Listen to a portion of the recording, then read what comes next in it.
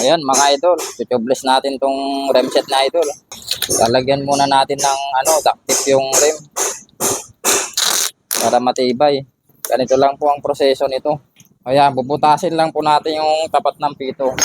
At ikakabit na po natin yung air lock. Ayan, ganyan lang po ang paglagay ng air lock mga idol. Babatakan nyo lang ng mabuti yung interior para mailagay po natin tong air lock.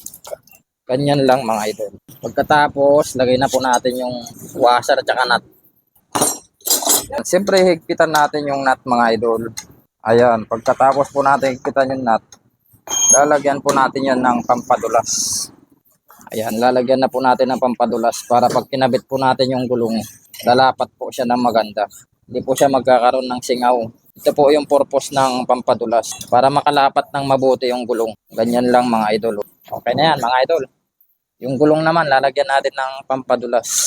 Bali, ordinaryong gulong nga lang pala itong ginamit natin. Ito yung pinakabit po nung may-ari.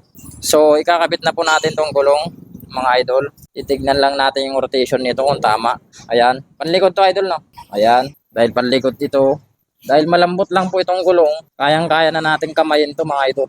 Para safe po yung rim. Hindi siya magagasgas. Ayun, no? Kinamay lang natin, di ba? Try natin kamayin ulit yung pangalawa. Ayan, medyo matigas kasi meron siyang air lock. Pero try pa rin natin na kamayin. Pakakaya. Yan, malapit na. Kunting tiyaga na lang yan. Ayan. Matigas mga idol ha. Lumalaban ha. Kunti na lang eh. Ayaw pa bumigay. Ayun. Ay lagay din natin mga idol. So aayusin na lang natin yung air lock niya. Pagkatapos hanginan na natin yan. Ayun oh. Diba? Nalagyan na natin ng kunting pampadulas. Medyo pinagpawisan tayo doon mga idol ah. Hanginan na natin mga idol. Ayun oh. Nahanginan na mga idol oh. Kita nyo yan, lumapat na yan. Walang kahirap-hirap. Naka-tubeless na yan mga idol. Bale, i-check muna natin sa sa tubig. Titignan natin kung may singaw bago natin lagyan ng persilan.